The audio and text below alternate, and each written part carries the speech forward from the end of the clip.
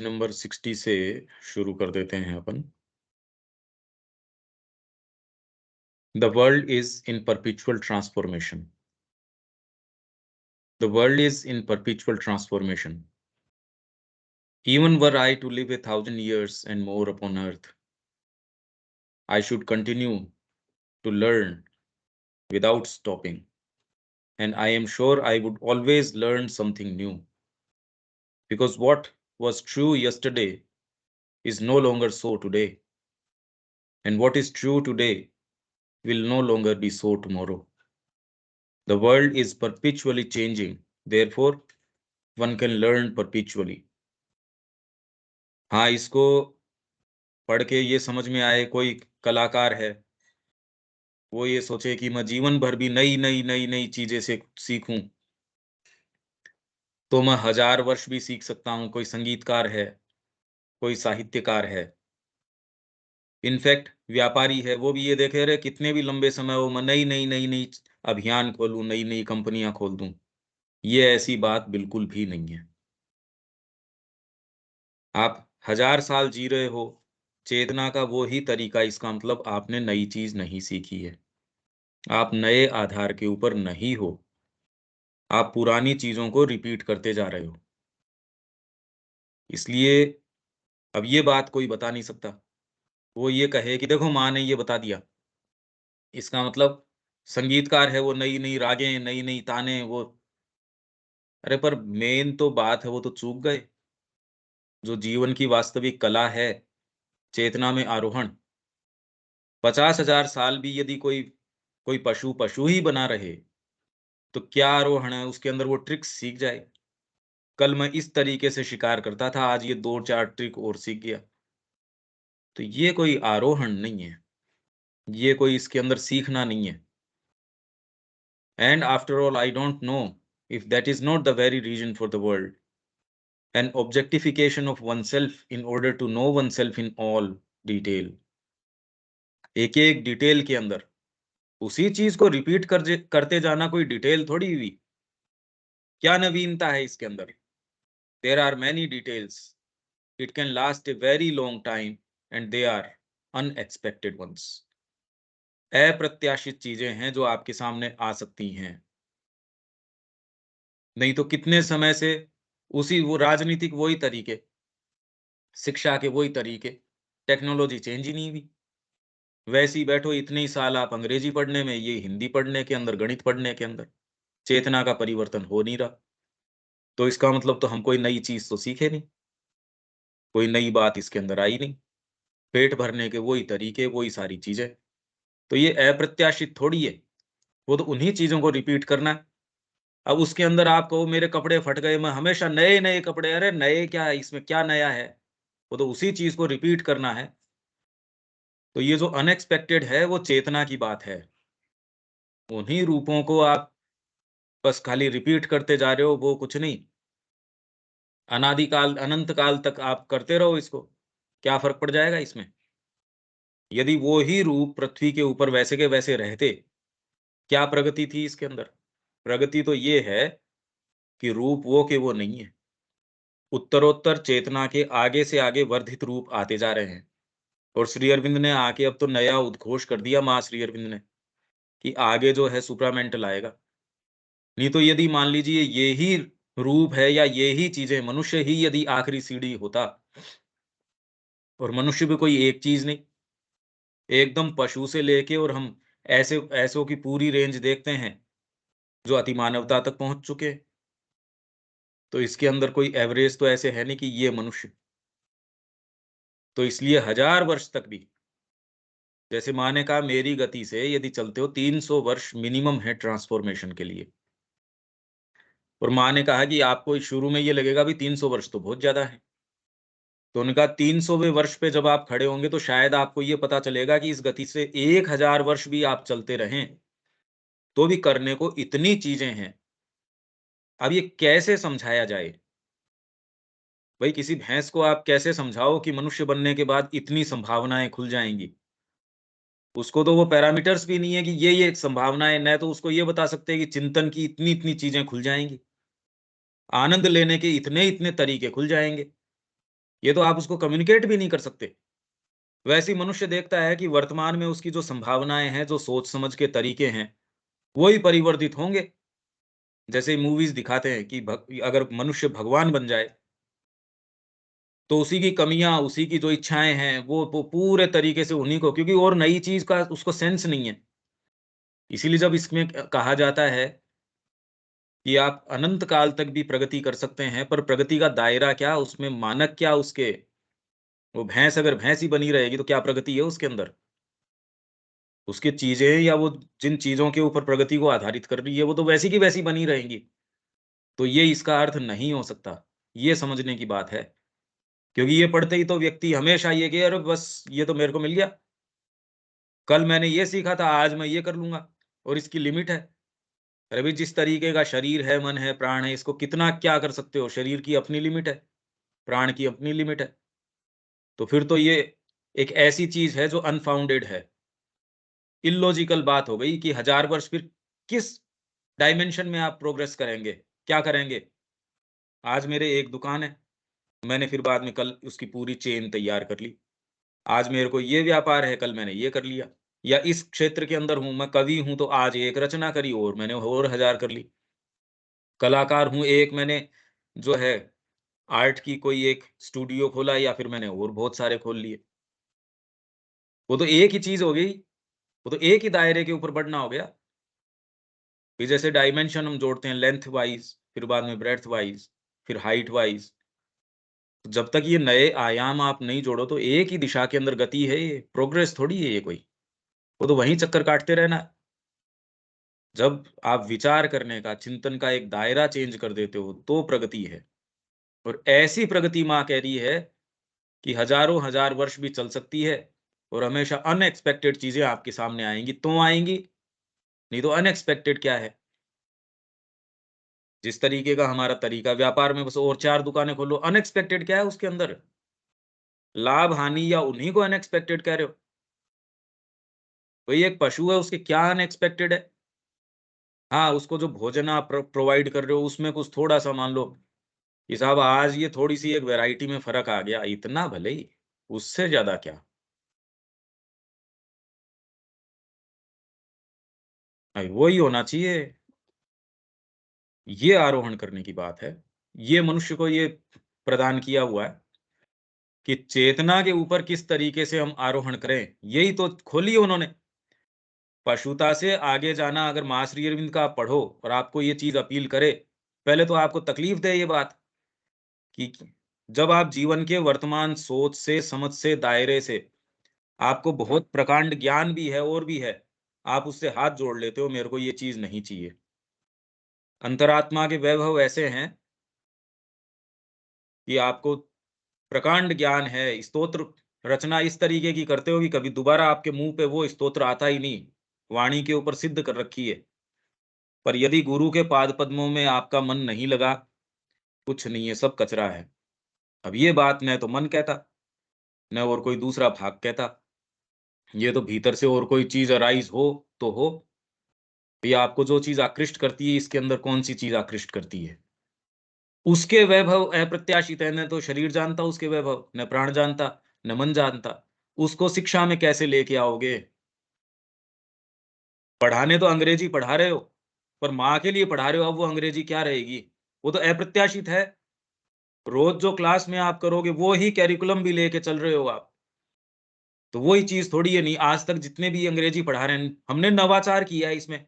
किताब चेंज कर दी, text change कर दिया, कहानियाँ च मैं तो कह रहा हूँ उपनिषदों की भी कहानियाँ अगर लिया आओगे, चेतना वो की वो है, क्या कर रही हैं वो? कुछ नहीं कर रही। मोरल एजुकेशन एक सीमा से बाहर नहीं जा रही। और वहीं वही करिकुलम, वही सारी चीज़ और उसमें जैसे ही आप इसमें चेतना चेंज कर देते हो, वो कुछ और ही बोलना शुरू कर देती है। वही भजन 20 बार रिपीट करो और उसके अंदर प्रेम ले आओ माँ के लिए। हर बार अप्रत्याशित चीज़ आती है, आपके सोच समझ के दायरे से परे की चीज़ आती है। तो अनएक्सपेक्टेड चीज़ आती है। नहीं तो वही जीवन के अंदर और बेटर कर रहे हो। हाँ, वो तो करना ही चाहिए, कॉमन सेंस की बात है। कल खाना बनाया मैंने, आज इससे कुछ उन्हीं इंग्रीडिएंट्स में बेटर बनाएँ, वो तो ठीक है। पर अप्रत्याशित तत्व क्या है? इसके अंदर चेतना है। माँ को बुलाओगे, वो अप्रत्याशित तत्व है। और तो सारी और क्या अप्रत्याशित है? ये तो सारी सोची समझी गई चीज़ें हैं। वही वही घटक डालोगे, वही स्वाद आ जाएगा उसमें, और क्या है प्रत्याशित है? चाय बना रहे हो, उस वही 4 चीज़ डाल लोगे, क्या है प्रत्याशित है उसमें? और ये करिए 1000 वर्ष तक, तो इसमें क्या है प्रत्याशित है? मनुष्य ने सारी चीज़ चार्ट आउट कर रखी है। व्यापार के अंदर, राजनीति के अंदर, शिक्षा के अंदर, चिकित्सा के अंदर, मतलब थोड़ा बहुत इनका कॉम्बिनेशन में फ़र्क कर लोगे, अल्टीमेटली क्या? अप्रत्याशित तत्व तो यही है कि जैसे ही आप माँ को बुलाते हो, हर मोमेंट आपका बिल्कुल अलग हो जाता है, जो आपको खुद को भी नहीं पता। ये तो हमारा रोज़ का काम है। ये तो रोज़ डेली क्लास में आप या डेली आपके जीवन में हर कोई करके देख सकता है। और हर चीज़ में जो आप रोज़ कर रहे थे, आज बुला के देख लो इस समय। अब वो जो जिस तरीके से करने वाली है, आज का दिन अप्रत्याशित हो जाएगा। एक यही चीज़ है अप्रत्याशित, और तो सारी प्रत्याशित ही प्रत्याशित है, और तो सारी पता ही है उसमें क्या बात है इसमें। ये काम करोगे, ये होगा, इसके अंदर क्या है, इसकी अनएक्सपेक्टेड सी बात है। ये लोभ के कारण कोई चीज़ कर रहे हो, उसके अंदर क्या है, प्रत्याशित चीज़ है। तकलीफ पाओगे, इसमें क्या है मतलब? आप ज़्यादा गधे हो तो ज़्यादा लंबा तकलीफ पाते रहोगे। प्रैक्टिकल यही है कि उसी चीज़ को बुला लो, उसको बुला लो, बस प्रैक्टिकल ये है। माँ आ जाओ, या मेरे को बताओ, गाइड करो, मेरे को खुद को समझ नहीं है। पहले तो ये थोड़ा-सा ढीला छोड़ें अपने आप को, अपनी खुद की जो सेंस ऑफ राइट और रॉन्ग और उस पे आग्रह है, मेरे सोच का, समझ का तरीका, ये इस पे तो ढीले रखें थोड़ा-सा। अरे भई माँ बताओ, और बिल्कुल अनएक्सपेक्टेड चीज़ बताएगी हमेशा ही। जितना हम ईमानदारी से उसको पुकारेंगे, तो आपके लिए चमत्कार रोज़ का काम हो जाएगा, मिनट टू मिनट रोज़ का। फिर आप कहोगे पता नहीं भई देखो। हाँ, इस समय मैं बिल्कुल सेल्फ श्योर हूँ क्योंकि माँ ने बता दिया आपको। आपका खुद का फ्रेमवर्क उसको स्वीकार नहीं कर रहा, तो भी कहते हैं यार इसको पूछता कौन है? आप खुद की भी नहीं सुनते। तो इसलिए ये आप सेल्फ श्योर हो जाते हो क्योंकि आपके शक्ति सामर्थ्य से नहीं आई वो चीज़। आपके खुद के दायरे के अंदर तो आप एक सीमा पे कोई चीज़ कर सकते हो। भई मेरे पास जेब के अंदर कितने भी पैसे हैं, लिमिटेड हैं। उतने के ऊपर तो मैं श्योर हो सकता हूँ, भई इतने का सौदा तो बाज़ार से ला सकता हूँ। उससे ज़्यादा का कहाँ से ले आओगे? वही माँ आपको भेजती है कि तेरे को तो जो चीज़ पसंद आ जाए बेटा मेरे को फ़ोन कर देना, पेमेंट मैं कर दूँगा। अब तेरे को क्या पीड़ा है भई? ये तो अप्रत्याशित हो गई चीज़। अब बाज़ार जाते हैं, मेरे अब यही हो कि मेरी जेब में जितना है उतना ही खर्च कर सकते हो, या आप में काबिलियत है कितना उस समय अरेंज कर सकते हो। तो व्यक्ति कितना भी समझदार, कितना भी क्या हो, वो तो खुद के ही दायरे पे कर सकता है। और जब इस पे मेरा दायरा तो जैसा भी है और वो भी बढ़ता रहता है, और आप उसको बुला लो। भई माँ बताओ इसमें इन कंडीशंस में क्या करना है? कल उसने एक चीज़ बताई, आज दूसरी बता रही है, तो आपको कोई शर्म नहीं आ रही? कल आपने मेरे से वादा किया कि आज मैं आपसे ये वादा करता हूँ। माँ ने कल आपकी प्रेरणा चेंज कर दी। आप कहते हो भाई साहब देखो कल तो ये बात थी, कल का वादा सच्चा था, आज ये वाली बात है, आज ये है क्योंकि मैं खु उसमें शर्म करने की ज़रूरत नहीं है, कैसे कहूँ? अरे कैसे मतलब? अगर व्यक्ति उसमें शर्म करता है इसका मतलब ये है कि वो अभी भी खुद के ऊपर ही है। जी, उसने कहा था डाकिए को शर्म थोड़ी आती है। कल चिट्ठी आई, कल चिट्ठी के अंदर उसने एक चीज़ पकड़ा गया। आज दूसरे दिन उसको क्या पता क्या है चिट्ठी के अंदर? वो तो दे गया बस आपको। तो धीरे-धीरे व्यक्ति फिर अनएक्सपेक्टेड चीज़ करता है, नहीं तो क्या है, एक्सपेक्टेड चार्टेड आउट ही है, उसमें क्या बात है? भैया सारा सामान लिया है, उसके अंदर क्या अनएक्सपेक्टेड है? गोभी लिया है, तो गोभी की सब्ज़ी बन जाएगी, आलू लिया है, आलू की सब्ज़ी बन जाएगी। आप थोड़े ज़्यादा अच्छे हो तो बढ़िया बना सकते हो, नहीं तो बननी तो वही है। अनएक्सपेक्टेड तत्व तो ये एकमात्र यही है, और जितनी बार हम, और ये सबका अनुभव है, जितनी बार हम इसको बुलाते हैं, ये अनएक्सपेक्टेड तरीके से, और जीवन में तभी हो सकता है, हम अपने शक्ति सामर्थ्य के से क्या साधना कर सकते हैं? क्या अनएक्सपेक्टेड आएगा उसमें? तो वही आएगा जो हम, अरे हम जो हैं उससे बाहर से चीज़ कैसे आ जाएगी? हम जितने बढ़िया खिलाड़ी हैं उतनी चीज़ आ जाएगी मान लो, उससे बाहर से कहाँ से आ जाएगी? उतनी ही आएगी। यही बात जीवन के अंदर है, और करके देख लो, ये तो रोज़ का काम है। ये तो डेली, मैं तो हर क्लास में ये इसको महसूस करता हूँ, और हर क्लास में होता है ये अपने साथ। पता ही नहीं होता, मेरे को आगे की लाइनों का पता थोड़ी है। और जब ये पाते हैं कि ये तो सेम एकदम सही इसी दिशा में चल रहा है, या जो अपने को अनुभव हो रहा है इसका विविड, तो इससे ये पता चलता हाँ, ये काम तो ठीक है। मेरे को खुद को समझ नहीं आ रहा चाहे, ये कैसे हो रहा है, क्या हो रहा है हम नहीं जानते, और फिर भी काम हो रहा है। बाहरी चेतना उसको स्वीकार नहीं करती। बाहरी चेतना क्योंकि उसको तो पता है अभी ये जेब में पैसे होंगे तो अभियान कर सकते हैं। बैंक में पैसा नहीं है और 1 करोड़ रुपए की किताबें बाँटने के लिए प्रचार भी कर रहे हैं। प्रचार भी कर दिया पहले ही कि हम किताबें बाँट रहे हैं। ये तो कोई प्रैक्टिकल बात नहीं हो सकती। उसमें जब अनएक्सपेक्टेड चीज़ें आती है, जब जुड़ जाती है चीज़ें आ के, और ये मूर्खता नहीं है, नहीं तो कोई भी मूर्ख आदमी भी निकल पड़े। ये मूर्खता नहीं है। इनमें एक फाइन लाइन है। कोई जिसको मूर्खता कहता है कि यार झोंक दिया अपने आप को, पर हाँ, तभी अप्रत्याशित चीज़ें हो सकती है। आपके गिवन दायरे के अंदर तो क्या अप्रत्याशित है? कुछ नहीं। और इसी में आनंद है। अगर लॉन्ग टर्म पे देखा जाए, इसमें आनंद है। तो आप संस्कृत पढ़ा रहे हो तो भी संस्कृत के अंदर चाहे आप कुछ भी हो, उसमें जो चीज़ें आएँगी वो बिल्कुल अप्रत्याशित होंगी। पाठ तो पता ही है आपको कौन-सा पढ़ा रहे हो, और वही चैप्टर आपको 3 दिन पढ़ाना है, आपको पता है। रोज़ आपको वही चैप्टर 7 दिन तक पढ़ाना है और 7 दिन बिल्कुल अलग चीज़ आएगी। आप डेली वही प्रेयर कर रहे हो, आपको पता है 15 मिनट मेरे को सेम यही प्रेयर बोलनी है, पर डेली अलग चीज़ आएगी यदि आप उस चीज़ से जुड़ जाते हैं। और नहीं तो ज़िंदगी भर कुछ भी करते रहो, क्या अप्रत्याशित है? वही घंटी बजाता रहता है, पुजारी गुड़ता रहता है खाली, परेशान है वो, पशु की जैसे बैठा है बस। वहीं आप जाते हो, उसमें चीज़ रोज़ नित नई क्रिया होती है आपके साथ तो भगवान की। तो ये इस डायमेंशन में अप्रत्याशित है, और बाकी यहाँ तो क्या अप्रत्याशित है? यहाँ तो देखा हुआ ही है, आपकी मृत्यु हो जाएगी बस थोड़े दिन बाद में। थोड़ा ढंग से रखोगे तो थोड़ा ठीक चलेगा, नहीं तो बस जो है सो है बस। क्या अप्रत्याशित है इसमें? ये तो वही होएगी जो।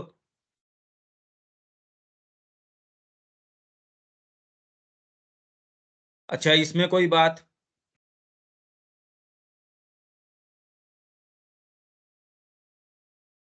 विवेक?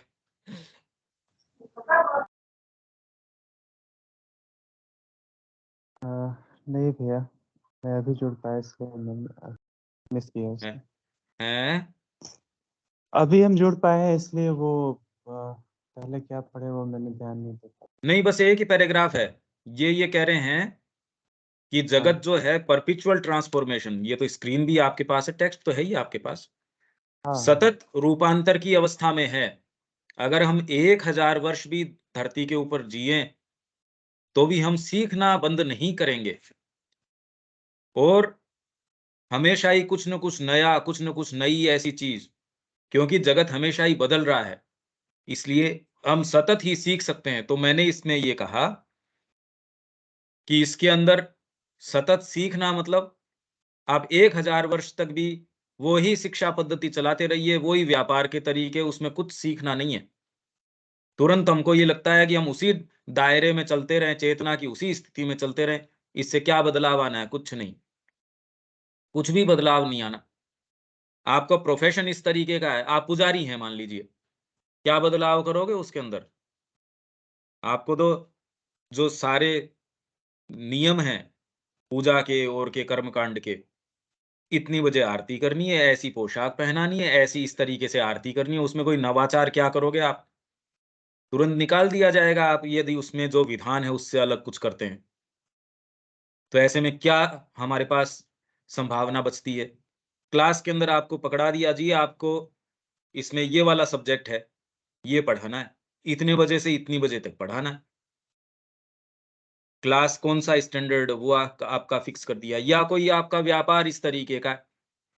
अब उसमें बैठे हो साहब, इनफैक्ट आश्रम में ही माँ ने आपको कोई पकड़ा दिया है कि आपको पर्टिकुलर ये चीज़ है, कपड़े की दुकान पे बिठा दिया या पेट्रोल भरने ही बिठा दिया। अब उसमें क्या नवाचार करोगे? पेट्रोल तो पेट्रोल ही भरोगे, उसमें क्या अनएक्सपेक्टेड आ जाएगा?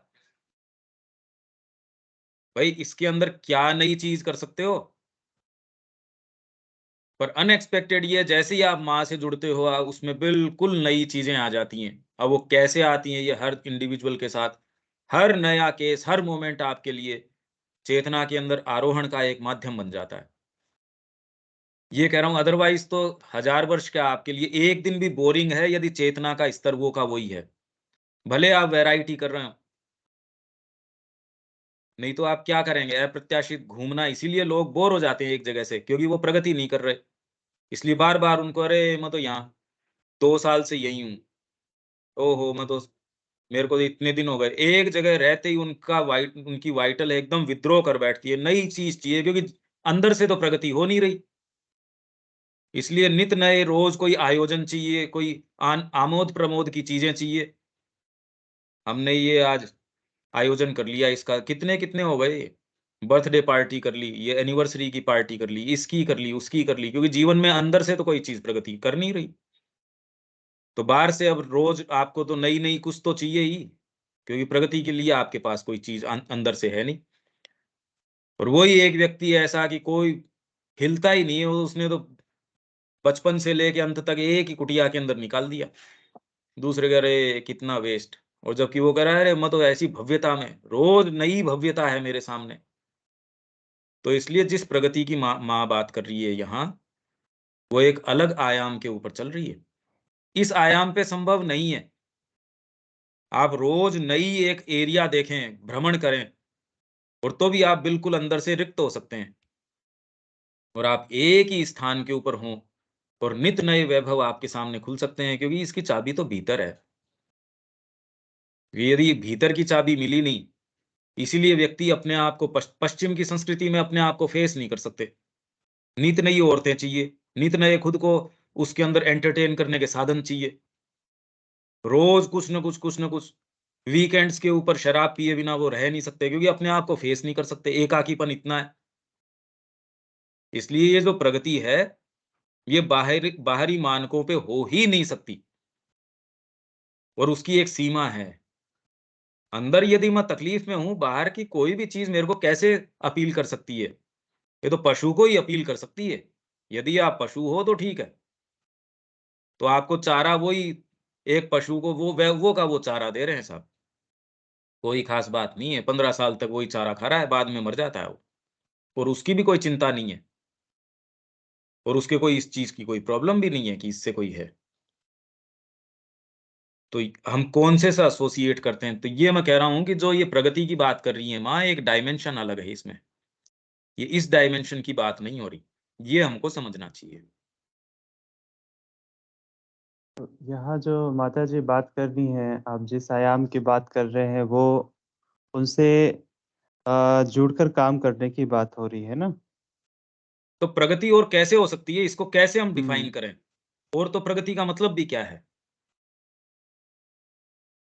भई आपका वर्क फ़ील्ड इस तरीके का है कि आप क्या करो? मैंने तो ये कह दिया ना कि आप बार-बार रोज़ नित नए स्थान देखते हो। उसी चीज़ में रोज़ नवाचार भी करते हो, तो भी अंदर से कोई प्रगति हो, कोई ज़रूरी नहीं है। एक कदम आगे नहीं बढ़ता व्यक्ति। कितने लोग हैं, नई-नई स्थान देखते हैं, नए-नए रोज़ आयोजन करते हैं, वैसे खाली के खाली, अंदर से बहुत तकलीफ़ में। वहीं एक व्यक्ति एकदम आराम से बैठा है। कितने-कितने महात्मा ऐसे हैं जो कभी दर्शन दूसरों के लिए दुर्लभ है। इतने संकट से उसके पास जाते हैं, 5 मिनट बाद में कहते हैं, "ठीक है साहब, चलो यहाँ से। हो गई आपसे सत्संग, मेर बस हो गया, चलो।" उसको क्या चीज़ मिल रही है? तो प्रगति जो है, अंदर से यदि हो रही हो, तो बाहरी है, नहीं तो हमने देखा ही है। वही शिक्षा, वही सारी चीज़ उसके अंदर, चाहे कितनी भी नई पुस्तकें कर लो, नए चैप्टर लिख लो, क्या नवाचार है उसके अंदर? चेतना में तो परिवर्तन है नहीं। तो उसमें नई कोई चीज़ नहीं आई, और इस प्रगति की माँ बात कर भी नहीं रही है। क्या प्रगति है इसके अंदर? वही पशु पैदा हुए, पशु चेतना के अंदर मर गए, तो क्या प्रगति है इसके अंदर?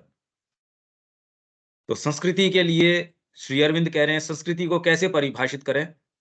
कोई भी संस्कृति मनुष्य को परिष्कृत जहाँ भी है उससे उठाती है, और ऐसे कुछ तक उसको लेके जाने की कोशिश करती है, जो वो पहले नहीं है। और भारतीय संस्कृति उसको वहाँ तक उठा ले जाती है जो उसकी आंतरिक संभावना है। पश्चिम ऐसा मानता नहीं। पश्चिम तो खाली ये मानता है, ये बस ये भई इसकी जितनी एग्ज़िस्टेंस है उसमें खा पी ले, थोड़ा बढ़िया ये हो जाए। इसमें थोड़ी कला है, ये है, वो भी इसके डेकोरेशन के लिए है। साहित्य है, कला है, संगीत है, ये भी खाली बाहरी भौतिक जीवन को डेकोरेट करने की चीज़ें हैं, उससे ऊपर नहीं। तो वो अपने इस दृष्टिकोण के कारण उनकी जो उड़ान है, जितना उड़ान उस पक्षी को रस्सी आपने खोल रखी है उतना उड़ लेता है। उस खुले आकाश में तो उड़ नहीं सकता वो। यहाँ इन्होंने मूल तत्व ही उसको मान लिया, एकम सत। अब तो उड़ान तो कहाँ की कहाँ, आपकी हिम्मत चाहिए उसमें। इन्होंने तो खुला आकाश, पूरा अंतरिक्ष छोड़ दिया आपके लिए। उड़ो जितना मर्ज़ी हो। तो इस बात से तो सारा ही फ़र्क पड़ गया। तो यहाँ इस कारण इन्होंने जो क्रिएट किया, वहाँ उनके कल्पना में भी नहीं है। उनकी उच्चतम जो कला है पश्चिम की, वो तो भारत की निम्नतम कला है। वहाँ से तो भारत शुरू करता है। इसीलिए उनको समझ में नहीं आई कि यार कर क्या रहे हैं ये? क्या बना रहे हैं? ये दृष्टिकोण जीवन को बिल्कुल नया आयाम दे देता है। नहीं तो वो संस्कृति कहाँ एकाकीपन में आ गई, तकलीफ में आ गई, हाथ को हाथ खाए जाता। बाहरी तरीके से तो व्यवस्था बहुत अच्छी है। भारत में तो बहुत तकलीफ पाते हो, चीज़ें अच्छी नहीं मिलती, किसी से गए वो अच्छा व्यवहार नहीं करता, पब्लिक लाइफ़ है उसमें आप कोई बहुत तकलीफ पाते हो चीज़ों में। वहाँ ऐसी कोई बात नहीं है, पर क्योंकि ये भीतर से खोखलापन है, इसलिए सारी चीज़ क्रम्बल कर रही है। ये है प्रगति का मानक यहाँ, नहीं तो क्या प्रगति है? कुछ नहीं, कोई प्रगति नहीं है। ठीक बात है यहाँ तक तो। हाँ भैया। Sneha,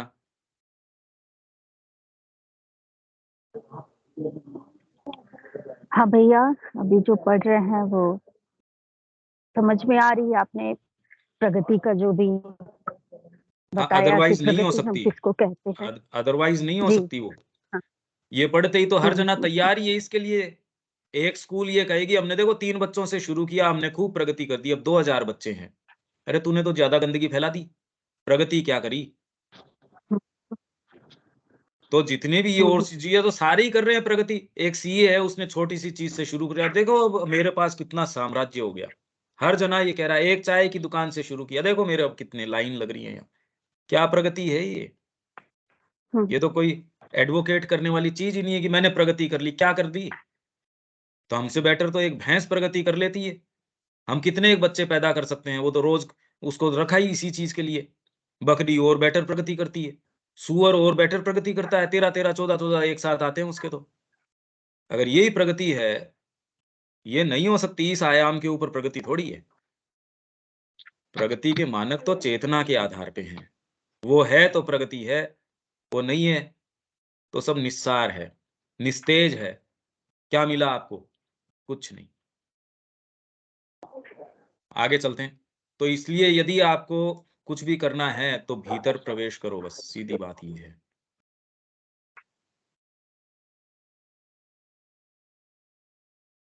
The enemies of the divine.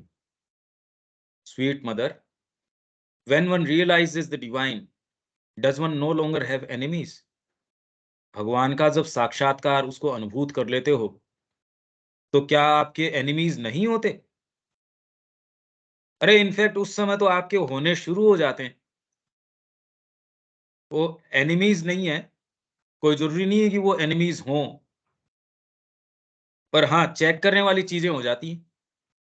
अभी आप बिल्कुल सेफली हो, एक कारागृह में हो आप, उसमें प्रेम से, और अभी आपको ये है नहीं कि मेरे को निकल भागना है इसमें से, तो आप सेफ हो, संतरी बिठाने की ज़रूरत नहीं है। वहीं एक भेड़ जिसको ये है कि वो चर रही है, उसके लिए कोई चिंता नहीं है, पर जो भागने की कोशिश में है, उस पे विशेष ध्यान हो जाएगा, अरे इसका ध्यान रखना, ये भाग सकता है, ये भाग सकती है। Indeed why? I believe it is rather just the opposite, उल्टी बात है ये। तब आपके लिए छोटी-छोटी चीज़ है, आप यूँ सामान्य जीवन के अंदर कामना के आधार के ऊपर खूब पार्टीबाज़ी कर रहे हो, ये कर रहे हो, वो कर रहे हो, आपको कोई दिक्कत नहीं होती। कितने लोग हैं वो ये कहते हुए मेरे को मैं सुनता हूँ कि भाई साहब ये बाहर तो इतने-इतने काम करते हैं, इनको तो कोई दिक्कत ही नहीं होती, फुल है वो एनर्जी है।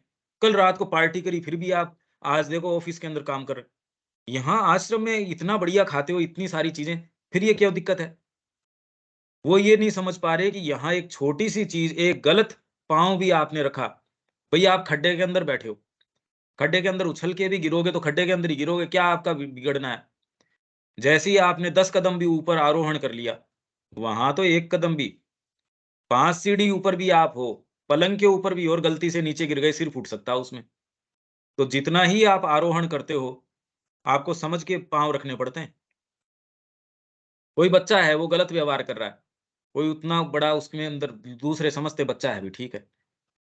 पर आप कोई हेड हैं किसी कंपनी के, या आपकी पोज़ीशन डिमांड करती है कि आप अपने शब्दों के ऊपर संयम रखें, प्रधानमंत्री हैं आप, तो सब व्यक्ति के मुंह से निकल जाती है कोई चीजें, नहीं वहां नहीं निकल सकती।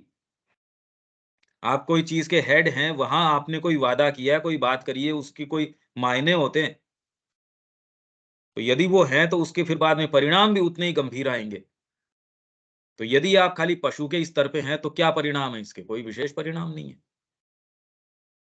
तो इसलिए जितना ही आप इनकी तरफ चलते हैं, भाई जितना ही आरोहण करते हैं, एक कदम और आरोहण करोगे उसके साथ ही जो गिरने वाले हो उससे और ज्यादा चोट आने वाली है। एक मंजिल पे खड़े होके कूदोगे उसके एक परिणाम है, 2 मंजिल पे खड़े होके कूदोगे उसके परिणाम है, और जितना ही ऊपर जाओगे उसके फिर बाद में और ज्यादा घातक परिणाम है। आपको ये क्या बात है, फिर तो आरोहण नहीं करना चाहिए। ये तो कोई इसका निष्कर्ष नहीं निकला। Is it because there are adverse forces? Yes, surely. In fact adverse forces का तो विचारों का नाम खराब कर रखा हमने। हमारी खुद की मक्कारी है, हमारी खुद की इनसिंसियरिटी, एडवर्स फोर्स नहीं जाने दे रही। मतलब तेरे भरोसे ही एडवर्स फोर्स बैठी है तेरे को रोकने के लिए। तेरे में है क्या ऐसा जो एडवर्स फोर्स काम करेगी? अगर आपको जब तक ये भान है तब तक तो आप खुद ही, कोई आवश्यकता ही नहीं है आपको आगे जाने की, एडवर्स फोर्स आपका कुछ बिगाड़ सके। आप खुद ही अपने दुश्मन हो। एडवर्स फोर्स क्या करेगी इसके अंदर? जब आप सिंसियर हो, जब आप चाह रहे हो, तो एक गलत कोई पीस आपने खा लिया, कोई चीज गलत खा ली, उसको माध्यम बना लेगी, आपके अंदर ऐसी चीजों का प्रवेश करवा लेगी। एक गलत बात, एक गलत चीज आप कहें भाई ये तो नहीं कर सकता मैं, तो आपके लिए कोई मोरल कोई चीज नहीं, प्रैक्टिकल बात बन जाती है। दूसरे को आप ये समझा नहीं सकते। दूसरा ये देखता है, यार ये देख कैसा आदमी है, इसको तो कहा 5 मिनट आ जा। यूं आप 2 घंटे किसी की शादी में जाके, मतलब 2 क्या, उसकी शादी ऑर्गेनाइज कर देते हो आश्रम से जाके, और हो सकता है आप अपने खुद के भाई की शादी के अंदर या उसमें नहीं जाते हो। कैसे समझाओ इस बात को? आश्रम से संबंधित कोई व्यक्ति है, उसके परिवार में जाके सारी शादी की जिम्मेदारी आप निभा रहे हो, और कहीं कोई चीज आपको टच नहीं करती। और व्यक्तिगत रूप से यदि आप 10 मिनट भी मिलने चले गए, वो ही आपको नीचे पतन में ले आएगा। तो सारी केंद्रितता तो इससे है। बार बार आपकी चेतना यदि ये प्रश्न करे ये किस लिए, उसका उत्तर है माँ के लिए। अगर वो है तो आप पे कोई उसके रिएक्शंस नहीं है, उसके कोई बद परिणाम नहीं है।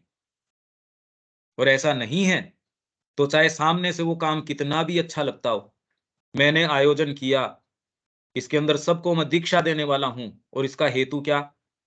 यदि उसका आंसर ये नहीं है कि माँ के लिए, तो उसके हमेशा ही दुष्परिणाम है। सामने से दिखने में वो बहुत अच्छी एक्टिविटी नजर आती हो।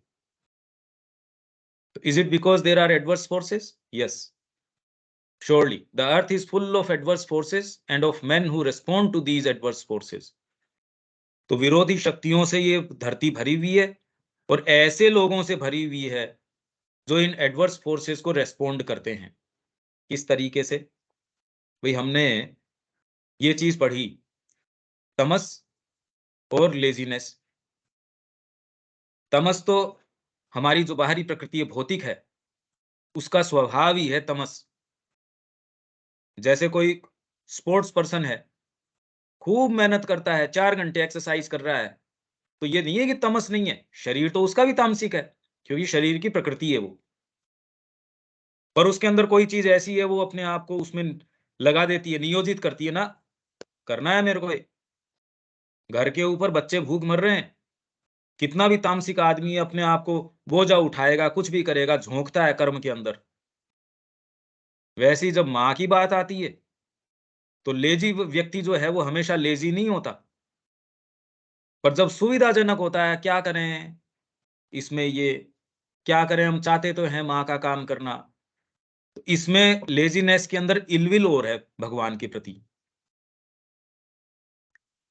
तमस तो एक स्वभाव है जो है ही, पर लेजीनेस के अंदर इलविल भरी पड़ी है भगवान के प्रति, वो चलना चाहता ही नहीं। माँ की कृपा होगी उस दिन हम कर लेंगे, क्या करें हम इनसिंसियर हैं। अरे तो तेरे कहने से आया क्या इस बात से? तो इनसिंसियर नहीं, आप परवर्स हो। आप में इनसिंसियरिटी नहीं, परवर्सिटी ज्यादा है। इन दोनों में बहुत बड़ा अंतर है, बहुत ज्यादा बड़ा अंतर है। इनसिंसियरिटी तो एक सेंट्रल सिंसियरिटी आ गई, करना तो माँ के लिए है, फिर भी दूसरे भागों के अंदर कितनी कितनी कितनी कितनी चीजें अभी शुद्धिकरण की मांग करती हैं। डिटेल्ड सिंसियरिटी थोड़ी आ जाती है। साधना अपनाने के बाद भी सुबह आप उठते ही संकल्प करते हैं कि मेरे को माँ के लिए काम करना है, और आप सिंसियरली चाहते भी हो, पर दिन का अंत उस तरीके से नहीं होता। ये तो मैं आपको वेरीफाई कर देता हूँ ये बात तो, और दूसरे की छोड़ो। और जबकि बहुत क्लियर है, इसके अंदर कोई बात ही नहीं है, पर मैं जानता हूं कि कोई दूसरे भाग चाहते ही नहीं, पता नहीं क्या बात है। संकल्प पहला यही होता है, और सारे दिन कोशिश करते हैं, पर ये मशक्कत चलती रहती है, और रात तक पता चलता है आपकी मुट्ठी के अंदर जो धूल थी वो बिखर गई। बस ये तो तब की बात है जब और कोई दूसरी पुकार आपके नहीं है। यहाँ तो हम पॉजिटिवली दूसरी पुकारें लेके चल रहे हैं, और फिर बाद में कोशिश कर रहे हैं। हम ये देख रहे हैं पता नहीं क्या हो जाए रे, क्या हो जाए, कुछ नहीं। हम क्या अपेक्षा रख रहे हैं, क्या आशा कर रहे हैं कि जो इतनी कीमती चीज है वो हमको यूं ही कौड़ियों के भाव मिल जाए? कहाँ से मिल जाए? एक छोटी छोटी डिग्री के लिए तो कितने रात दिन लग रहे हैं, कितने लाख लोग कंपटीशन एक छोटे से में बैठते हैं। उसमें आपको पता है बड़ी लिमिटेड सीट है, 150 सीटें हैं, उसके लिए 5 लाख लोग जो है एग्जाम दे रहे हैं रात दिन पढ़ के। उसमें ही और हर जना की भी मेरे को तो पूरा मनोयोग लगाना, ये जानते हुए भी कि 5 लाख में से आएंगे खाली 50 ही। यहाँ तो और भी कम है।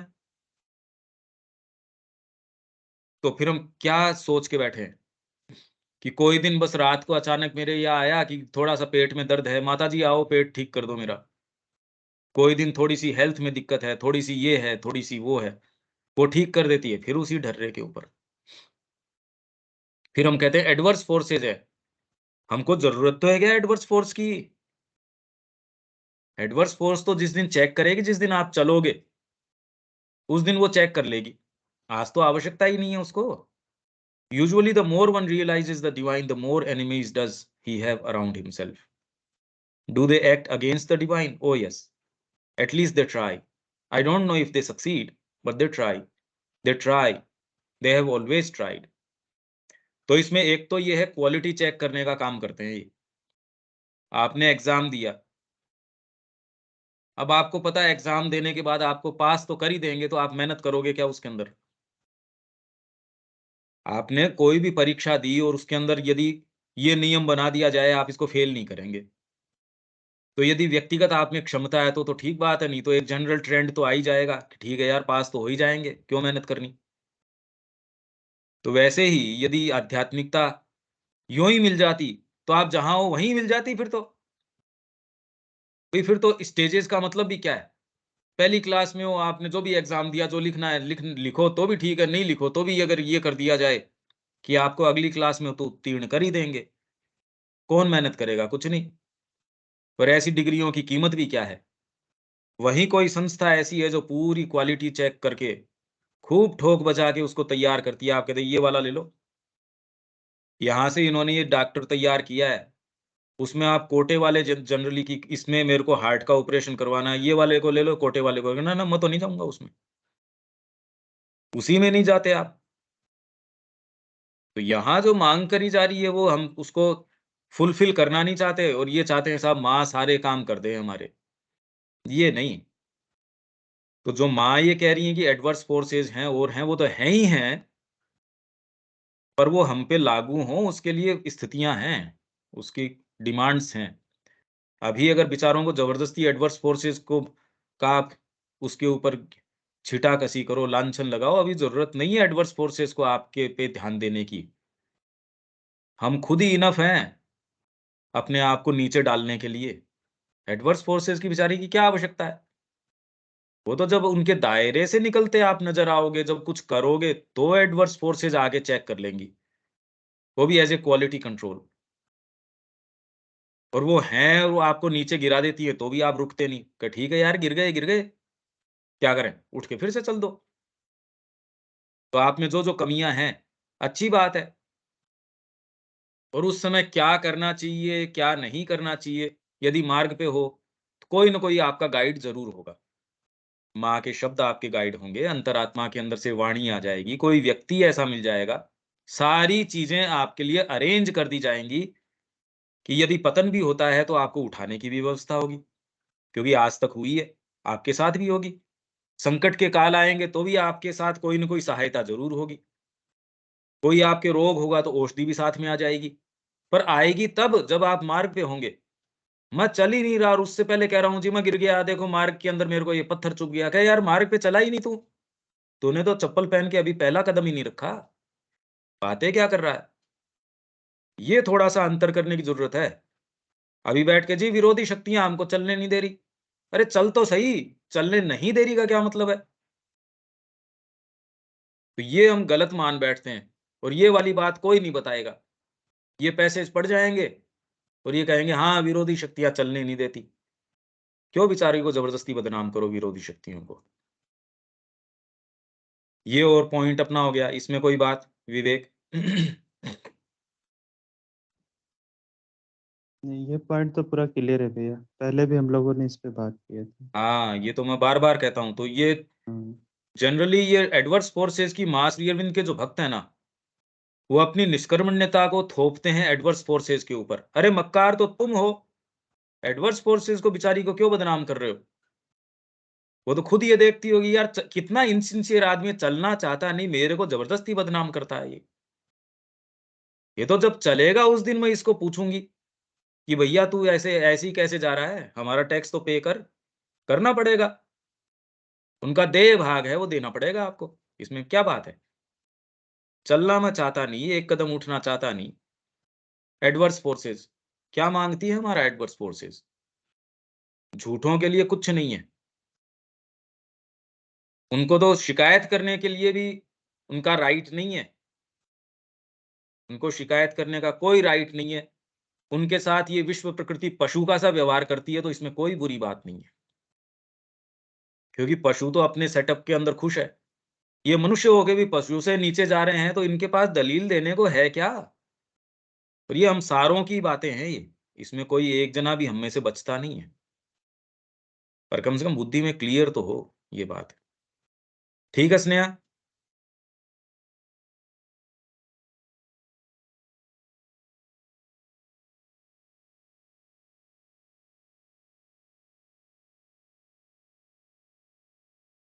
हेलो?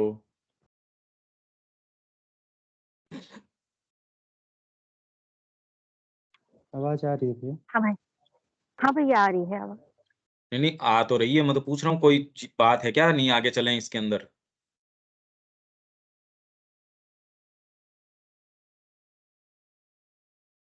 आगे चलते हैं भैया। हाँ, कि व्यवधान तो उसके लिए है जो मार्ग के ऊपर है।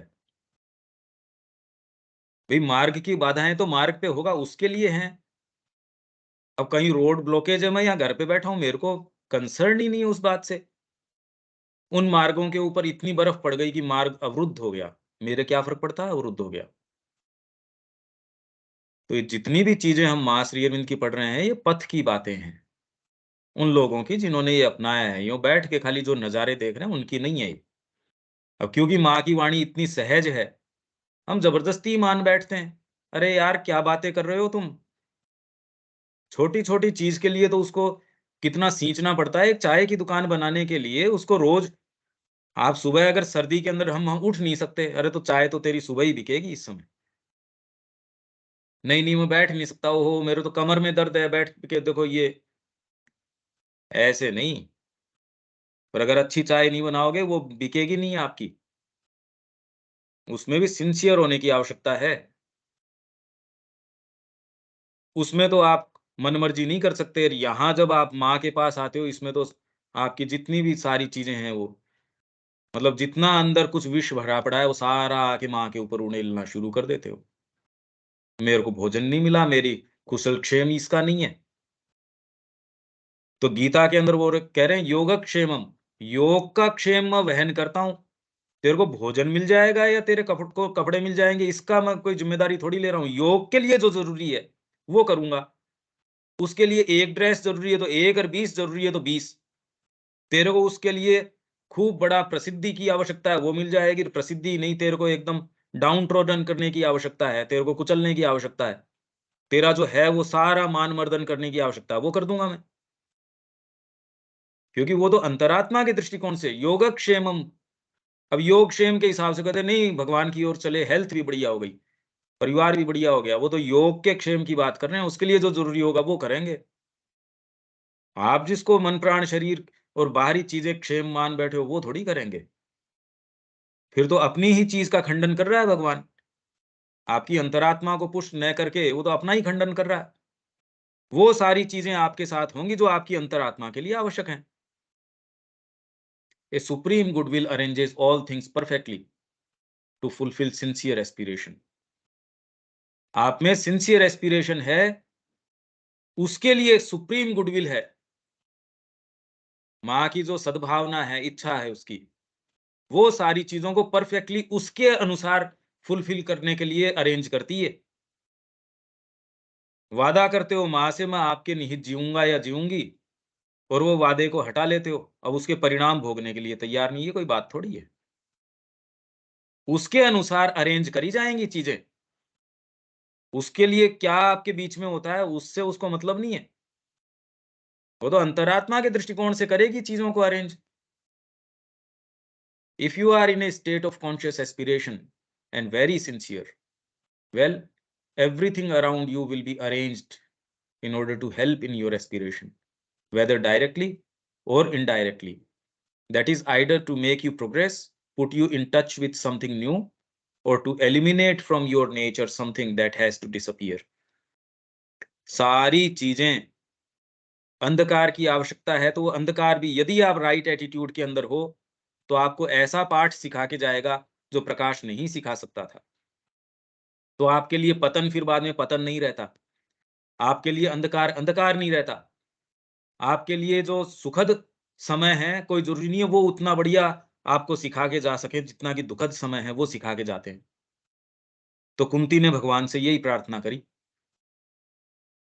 कि भी मैं जा रहा हूं तो उनका भी क्या चाहिए आपको, जीवन में संकट ही संकट आते रहे, क्योंकि जब संकट आते हैं तो आपकी याद बनी रहती है।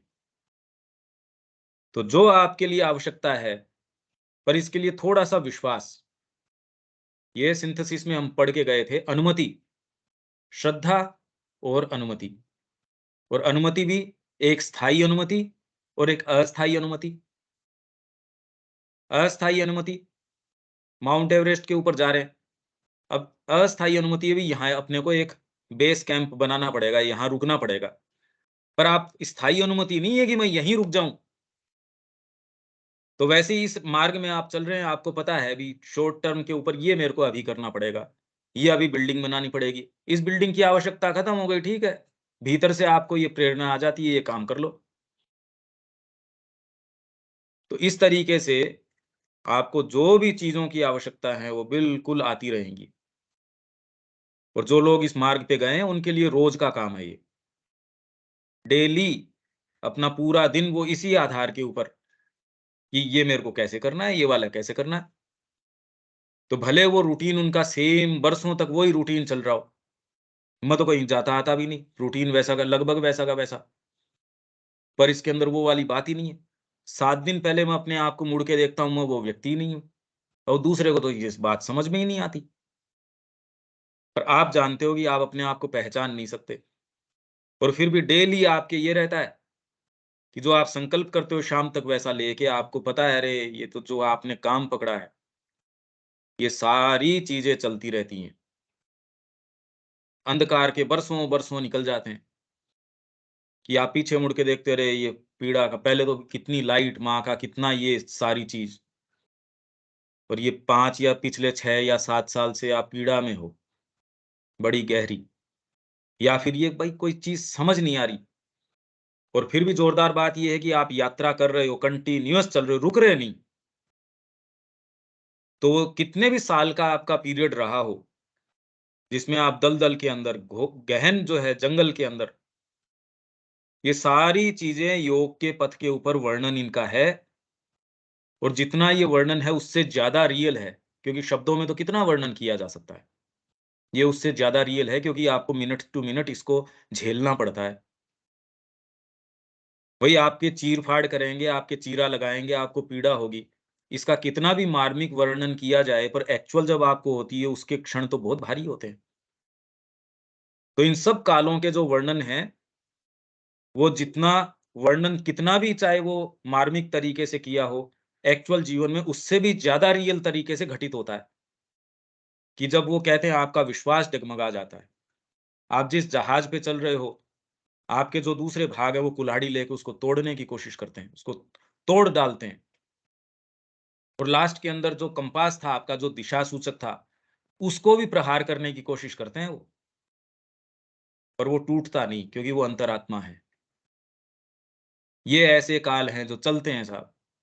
एक दिन भी उसको सहन करना मुश्किल है, और आपके पता चल रहा है कि 10 साल से वही काल चल रहा है।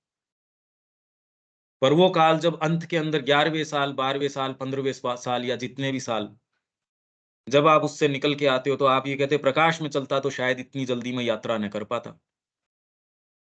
पर ये कहने के लिए आपको उस संकट से, जो आपके लिए बहुत पीड़ादायक, दर्दनाक संकट है, उससे गुजरना पड़ता है। और उसमें थामे रखती है आपके अंदर कोई चीज, श्रद्धा, या हमारे लिए माँ के प्रति हमने जो कोई चीज करी है वो समर्पण, वो थामे रखती है आपको। क्योंकि वो कहती है ना भाई, ये तो यही करेंगे, जबकि रोज आपके पाँव उससे हटने के लिए डेली आपके अंदर ये बात आती है, भाई ये तो थकान हो गई। क्योंकि एक-एक कदम इस आरोहण के अंदर इतना मुश्किल होता जाता है, एक सीमा के बाद में न ऑक्सीजन मिलती उन हाइट्स के ऊपर, और एक-एक कदम भारी हो जाता है। एक पानी की बोतल आपके लिए इतनी मुश्किल हो जाती है कैरी करना। ये तो भौतिक ऊँचाइयों के ऊपर ही ऐसा होता है। तो आध्यात्मिक ऊँचाइयों के ऊपर व्यक्ति हर पाँव, हर कदम, हर क्षण ये होता है कि बस अब तो गए। और फिर भी आपको कोई चीज़ थामे रखती है, कोई चीज़ जो आपके भीतर है, लगाए रखती है। और आपकी जो अंतिम विजय है, जो भव्यता है, वो आपका इंतज़ार कर रही होती है। This is something quite remarkable. If you are truly in a state of intensity of aspiration, there is not a circumstance which does not come to help you to realize this aspiration. In fact आपके दायरे में आती भी नहीं ये चीज़, कि देखो माँ का इतना अच्छा कोटेशन था और मेरे को इतनी इसने प्रेरणा दी, हो सकता है ऐसे आएँ।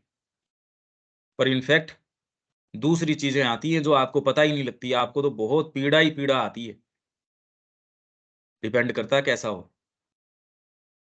और जब आप उस टनल में से निकलते हो, तो आप जानते हो, अरे ये तो मेरे को ये पूरा पहाड़ कितना मेरे को कई किलोमीटर घूम के आता, उसकी बजाय अंधकार तो महसूस हुआ।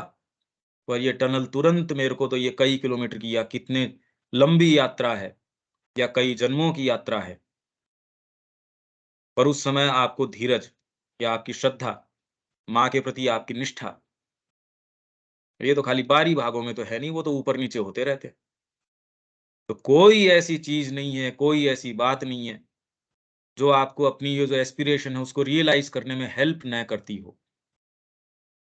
जीवन की छोटी से छोटी घटना, और यदि ये एटीट्यूड नहीं है, तो कितनी बड़ी से भी बड़ी घटना भी आपके लिए कोई महत्व नहीं रखती। और इसमें हो तो छोटी से छोटी घटना, बच्चों की क्लास ले रहे हो, आप राइट एटीट्यूड के अंदर हो, तो बच्चा आपसे कैसा भी व्यवहार करता है, आप उससे सीख जाते हो।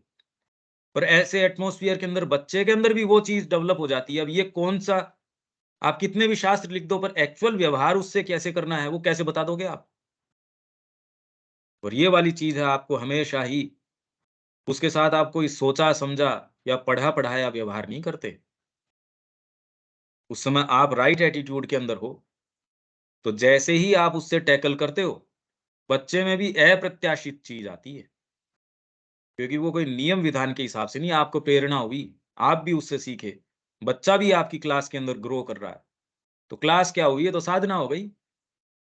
और इसीलिए छोटी-छोटी चीज़ भी जो है, वो साधना बन सकती है, और यूँ बड़ी-बड़ी चीज़ भी कुछ नहीं। Everything comes everything as though there were a perfect and absolute consciousness organized around you all things. कोई व्यक्ति ऐसा आ जाएगा, आपको तो बहुत लेट पता चलता, अच्छा वहाँ गया था मैंने, ये चीज़ें मेरे को और समझ में आई। आपने जिसको, आपको पता ही नहीं था कि ये चीज़ जो इतनी नगण्य आप समझ रहे थे, कि ठीक है यार, वो पार्सल उस व्यक्ति को पकड़ा के आना। मेरे को किसी एक्स ने पार्सल दिया, वाई को पकड़ाया, और कोई है नहीं। अब इसको आपने साधना के रूप में नहीं लिया, आप तो कैजुअली यूँ ही गए, वहाँ पकड़ा के वापस आ गए। इसके अंदर भी हो सकता है इतनी-इतनी शिक्षा हो जाए, ऐसी आप चीज़ के संपर्क में आ जाएँ, ऐसे नज़ारे आप देख लें, आप कह रहे ये तो कोई कैजुअल चीज़ नहीं थी। ये पैकेट भी ये तो ऐसा है कि माँ ने दिया हो। यदि आप सच्ची चेतना में हैं, बाज़ार आप कोई कपड़ा लेने गए या कोई एक सुई लेने गए या कोई भी चीज़ लेने गए, उसमें भी अगर राइट एटीट्यूड के अंदर हैं, जो भी उसके सर्कमस्टेंसेस है, वो ऐसे इस तरीके से आपके लिए बन सकते हैं, आप कहे यार ये तो बात ही कुछ और है। और यूँ बाज़ार में बैठा आदमी चाहे ज़िंदगी गाल दो उसके अंदर। ज़िंदगी निकल गई, उसको एक चीज़ नहीं समझ में आती और आपके लिए एक विज़िट है, वो साधना की आपके ऐसे उसमें लेके जा सकता है। अब ये तो कोई नियम या आपको कोई पद्धति तो कैसे बताए कोई? जिसके साथ ये घटित हुआ, आपके साथ ये गए, तो आप कहे मैं भी कल से थैला लेके जाऊँगा तो थोड़ी घटित होएगा आपके साथ। कितने-कितने लोग हैं मंदिर में जाते हैं, उस मूर्ति के सामने साक्षात्कार हो गया। आप जाके देखते रहते हो यार इसी मूर्ति के सामने कर्णाली है, उसके अंदर श्री अरविंद को दर्शन प्राप्त हो गए। अब हम यदि श्री अरविंद का पढ़ के जाएँ हमको तो वो मूर्ति ही सुंदर नहीं लगती। यार ये तो फिगर ही अच्छे नहीं है इसके, हमको समझ नहीं आती वो बात। तो एक ऐसी चेतना है, अगर आप उसमें हो राइट एटीट्यूड के अंदर तो हर चीज़ आपकी ऐसे ऑर्गेनाइज़ आपके बिना कॉन्शियस हुए भी ऑर्गेनाइज़ कर रही है वो, पर आपको उसका लाभ नहीं है, आप उसका पता नहीं है and you yourself in your outer ignorance may not recognize it and may protest at first against the circumstances as they show themselves। और जो-जो circumstances arise होते हैं, आप प्रोटेस्ट करते हो उसके खिलाफ, अरे! ये क्या हुआ? आप रिकॉग्नाइज़ ही नहीं, आप तो इनफैक्ट उसके अगेंस्ट प्रोटेस्ट करते हो। may complain, may try to change them। ओहो! ये क्या हुआ? आश्रम की तो सारी ही व्यवस्था पहले तो देखो कितनी बढ़िया थी, आजकल तो गड़बड़ हो गई। व्यक्ति प्रोटेस्ट करता है। अच्छे भले लोग अपना संतुलन खो बैठते हैं और किसके लिए? कोई किताब आ गई, साहब इन्होंने many lives of Shri Aurobindo ये लिख दी। तो पीटर हीस ने कोई किताब लिखी, सारा बवाल मच गया। आश्रम के खिलाफ आश्रम के ही लोगों ने केस कर दिया और उसके अंदर ऐसे लोग जिन्होंने वो पुस्तक नहीं पढ़ी। जब अपन ने लेख लिखा तो कहे आपने ये लेख कैसे लिख दिया? मैंने कहा जी आपने पढ़ी ये पुस्तक? नहीं पढ़ी तो नहीं। तो मैंने कहा फिर आपने कोर्ट के पेपर पे साइन भी कर दिया? कहा क्योंकि उसने कहा था। और ऐसे व्यक्ति माँ के समय के व्यक्ति बताओ, जिनकी निष्ठा के ऊपर हम कोई ज़्यादा शक नहीं कर सकते, ऐसे लोग। तो जब जीवन में ये चीज़ें अराइज़ होती है, कैसे नज़र आती है? वो मोमेंट पे तो आपको पता ही नहीं कि वो करें क्या उसका? ये साहित्य की बातें नहीं, ये साहित्य भी कुछ तो बता ही रहा है हमको। ये जीवन की वो रियलिटीज़, वो ट्रुथ्स, वो हमारे सामने उजागर कर रहा है और ये ही कला है। ये यदि थोड़ी-सी हम समझ जाते हैं तो जीवन हमने जिया है। नहीं तो हमसे लंबा-लंबा जीवन तो कछुआ जीता है। कछुए का जीवन तो बहुत लंबा है। वो क्या संसिद्ध कर लेता है? क्या अनुभव गेन कर लिए उसने? But after a while when you have become wiser, आप थोड़े समझदार हो जाते हो जब, and there is a certain distance between you and the event, well you will realise that it was just what you needed to make the necessary progress. जैसे मैंने कहा कि आपने वहाँ गए, बाद में पता चला अरे! ये तो एक कैज़ुअल चीज़ नहीं थी। आप किसी इवेंट में यूँ ही चले गए, ठीक है यार अब मजबूरी है मेरी जाके ये कर ही आता हूँ। आपको पता चला अरे! मजबूरी के रूप में आया था पर इसने तो बहुत बड़ी शिक्षा दे दी। वो तो तू यूँ कर ही नहीं पा रहा था। मैं आपको इसके प्रैक्टिकल उदाहरण दे सकता हूँ पर वो आप समझोगे नहीं। ये तो डेली के उदाहरण हैं और पीछे मुड़ के देखते हैं तो ये पता चलता है अरे! इसने तो सारी चीज़ को चेंज किया। और उसमें यदि आप ये देखते हो कि ऐसे सर्कमस्टेंसेस में भी आपने जो प्रैक्टिकल चीज़ है उसका साथ नहीं दिया, माँ की जो वाणी है उसको स्वीकार किया, तो हमेशा ही आपके मुँह का स्वाद अच्छा रहेगा। और यदि वो चीज़ अराइज़ हुई और उन कंडीशंस के अंदर आपने प्रैक्टिकैलिटी, इम्प्रैक्टिकैलिटी का भान करके कि माँ की वाणी तो एक है पर यार क्या करें इसमें?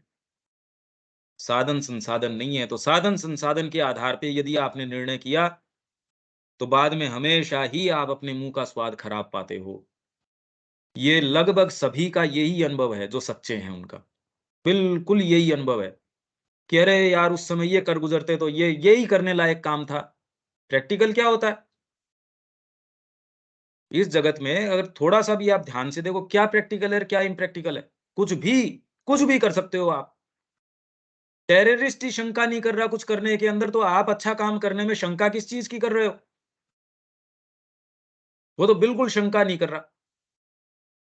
कैसे-कैसे काम कर गुजरते हैं, जो आप अपनी कॉमन सेंस के अंदर, जो सेंसेस में कर ही नहीं सकते थे।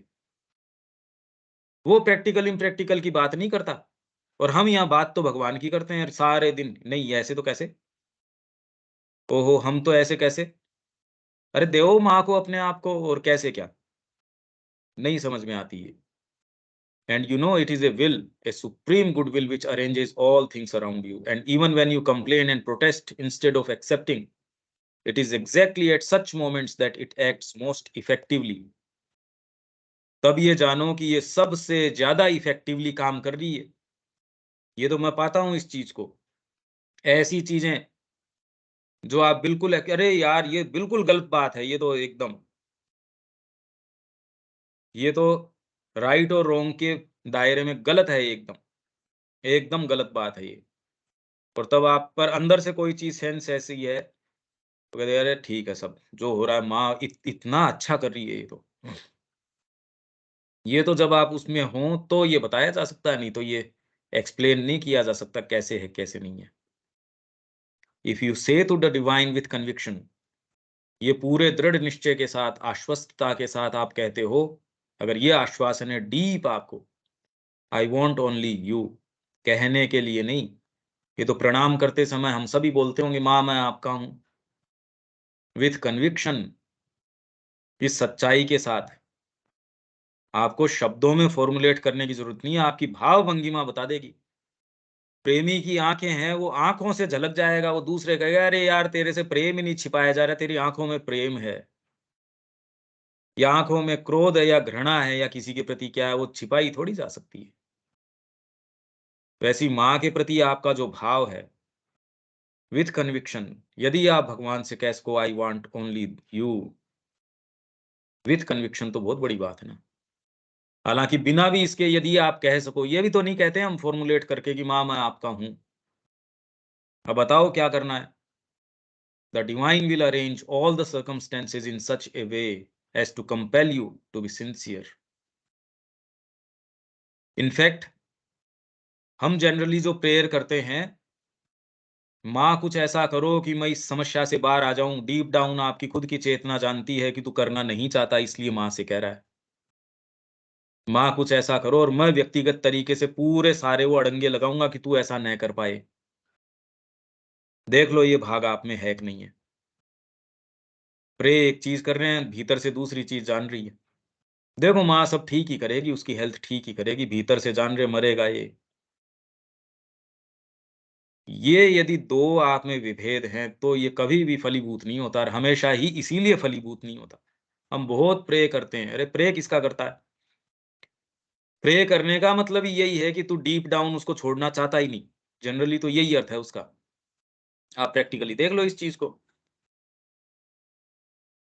If earnestly you say to the divine, I want only thee, the divine will arrange the circumstances in such a way that you are compelled to be sincere. पर हाँ, यदि एक बार ये भाव सच्चे रूप में आ गया, भगवान मैं आपका हूं, माँ आपके बिना रह नहीं सकते, आप में ये भाव यदि आपकी बाहरी चेतना में आके एक बार इंप्रेस अपॉन करके चला गया, वो अपना काम देर सवेर जरूर करेगा। अगर आपको उसके लिए पीड़ा की आवश्यकता, पीड़ा दे देगा। आपके नजदीकी व्यक्तियों की मृत्यु की आवश्यकता है, उनको मार डालेगा, उसको कोई दिक्कत नहीं है। आपको अपने फील्ड के अंदर उसको कोई असफलता लाने की ज़रूरत है कि आपकी सारी जो पहले वाह-वाही हो रही थी, ला के थू-थू पे डाल देगा एकदम, कि सारी दुनिया आपको धिक्कार रही हो, अरे ये क्या है? जो आपके लिए जो ज़रूरी है, क्योंकि उसको फ़र्क नहीं पड़ता भई, अंतरात्मा को इनसे क्या फ़र्क पड़ता है? वो तो अंतरात्मा के दृष्टिकोण से है।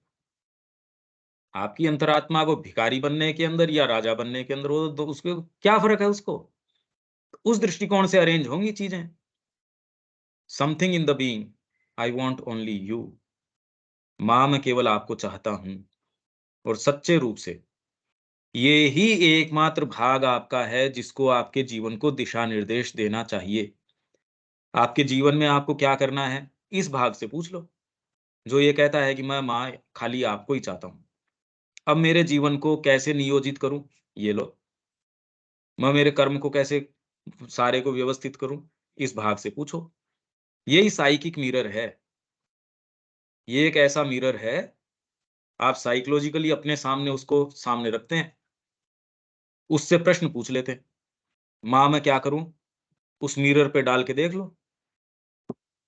भाई सिंसियर व्यक्ति के लिए तो सारे सब चीजें हैं, इनसिंसियर के लिए सारी चीजें पड़ी भी हो, मेरे को बनाना ही नहीं खाना, मेरे पास दुनिया की बेस्ट रसोई सारे साधन पड़े हैं, तो भी मैं थोड़ी बना लूंगा उससे, और यही मेरे पास कुछ नहीं है।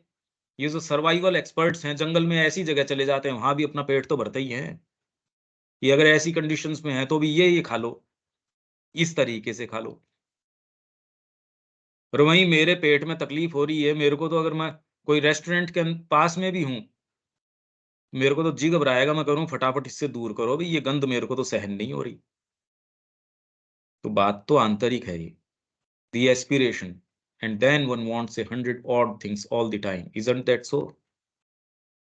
At times something comes just usually to disturb everything, it stands in the way and prevents you from realizing your aspiration. Well, the divine will come without showing himself. उसको क्या आवश्यकता है कि कोई व्यक्ति के रूप में आए, कैसे भी इवेंट के रूप में आ सकता है, कोई चिट्ठी के रूप में आ सकता है, कोई फोन कॉल के रूप में आ सकता है। आप रिलेट नहीं कर पाते, यार इसका क्या संबंध है। थोड़ी सी आपके अंदर भीतर की आवाज सुनने की, वो फुसफुसाहट के रूप में धीरे से बोल जाएगी। आप नहीं सुन सके, वो तो समस्या आपकी है, वो तो सुना रहा है आपको। यदि आप में है कि मैं उसकी वाणी सुनूं, तो वो तो सुना रहा है, वो तो पक्का सुना रहा है। Without your seeing him, without your having any inkling of it, उसका कोई आभास तक भी हो आपको, उसके बिना भी आपको, और किया ही है आज तक लोगों को गाइड, और आपको भी कर देगा। आज ही पूछ के देख लो आप ईमानदारी से। पर इतनी कवरिंग पहले ही आपने, पहले ही नहीं नहीं इसको मत छेड़ना, ना ना ये वाली चीज तो मैं नहीं कर सकता, मैं इनसिंसियर हूं, मैं ये हूं। अरे यार तेरी बातों से आया क्या, माँ के क्या आया इससे? आपको इस समय किसी चीज की औषधि की आवश्यकता है, अरे मेरे से तो ये सहन ही नहीं हो रहा, मैं तो इतनी पीड़ा, मैं रो रहा हूँ, धो रहा हूँ। अरे तेरे रोने धोने से आया क्या? औषधि लेके आओ, उसके लिए कुछ कर सकता है वो कर। ओहो मैं तो बैठ के बहुत रो रहा हूँ, तो ऐसे को तो दूर और करेंगे, जिसको दूर फेंको, ये डिस्टर्ब कर रहा है यहाँ प्रक्रिया में। तो कितने कितने हम में से ऐसे हैं, ओहो हम तो गिड़गिड़ाते हैं माँ के सामने, हम तो ऐसा करते हैं, माँ को अच्छा लगता होगा ये। वो तो कहे उठा के फेंको इस बदतमीज को, इतना कोलाहल कर रहा, करना चाहता नहीं है, इनसिंसियर आदमी है। And he will arrange all the circumstances in such a way that everything that prevents you from belonging solely to the divine will be removed from your path inevitably. और जो ये रिमूव की जाती है, ये इतनी पीड़ादायक होती है, क्योंकि जो चीजें आपके लिए महत्व नहीं रखती, वो हटा दी जाओ, चाहे उससे क्या फर्क पड़ता है। पर वो वाली हटाता है जिससे फर्क पड़ता है, और जो वास्तव में फर्क पड़ता है, और वो बहुत पीड़ा देती हैं, बहुत ज्यादा पीड़ा देती हैं वो। पहले आपको पता ही नहीं था कि अच्छा इस चीज के से भी मेरे को इतनी पीड़ा हो सकती है। Then when all is removed, you begin to howl and complain. फिर बाद में आप रोना, बिलखना, चिल्लाना, कूकना, ये सारे शुरू कर देते हो। अरे ये क्या हुआ? ओहो ये आश्रम में ये चीजें, अरे ये क्या भोजन, यहाँ व्यवस्था है, यहाँ देखो लोग ऐसे इस तरीके। अरे माँ का काम ऐसे होता है, और तेरे कहने से होता है माँ का काम? सारी डिसेंसी हम खो बैठते हैं, फिर हम निर्णय करना शुरू कर देते हैं, माँ का काम तो ऐसा होना चाहिए, ये लोगों का व्यवहार ऐसे नहीं है। अरे माँ तेरे लिए व्यवस्था कर रही है, मेरे को इससे प्राप्त करना है, माँ इससे क्या वाणी सुनाना चाह रही है, वो सुन लो और नेसेसरी प्रगति कर लो बस। मेरे को निर्णय करने के लिए थोड़ी छोड़ रखा है यहाँ। अगर मैं ये मानता हूं कि सारी चीजें अरेंज कर रही है माँ और फिर अपनी बुद्धि से निर्णय करूं, तो ये तो दोनों अलग अलग बातें हो गई भाई। कॉमन सेंस की बात है कि मेरे को इसमें नेसेसरी क्या प्रगति करनी है, माँ से पूछ लो, आपको निश्चित रूप से उत्तर देंगी। तो आपके लिए तो करने की कोई दिक्कत है ही नहीं। मेरे को 7 तालों के भीतर भी बिठा दिया जाए, मेरे शरीर को कैद किया जा सकता है, अंतरात्मा को और भावना को कोई भी कैद नहीं कर सकता, वो तो हमेशा मुक्त है।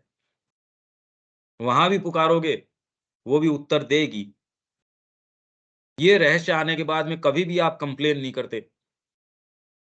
ट्रू एम ऑफ लाइफ में जैसे माँ कह रही है, जो ये कहते हैं मनुष्य इस तरीके के, व्यवस्था इस तरीके की है, जो इस तरीके की कंप्लेन करते हैं दे आर डंकीज।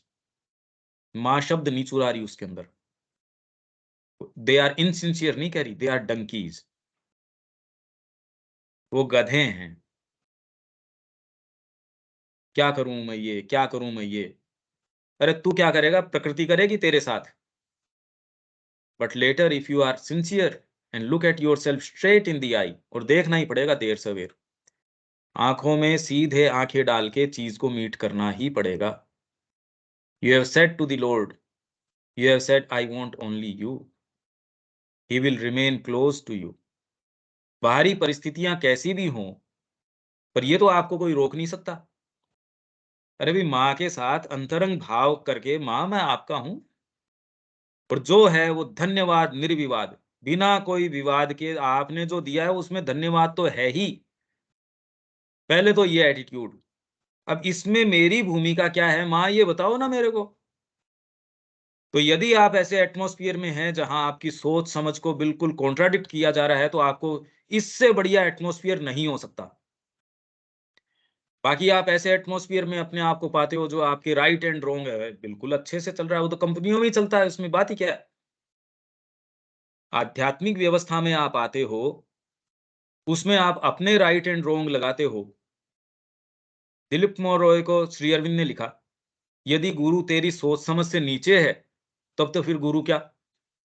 और यदि उसके समकालीन ही है या उसके समकक्ष ही है, बराबर ही है, तो फिर गुरुतार लघुतार इनकी बात ही नहीं रही। पर यदि गुरु की इंटेलिजेंस तेरे से हायर है और उसको गुरु मानता है, तो फिर उसकी बात तो सुन यार, उसके ऊपर तू प्रश्न क्यों करता।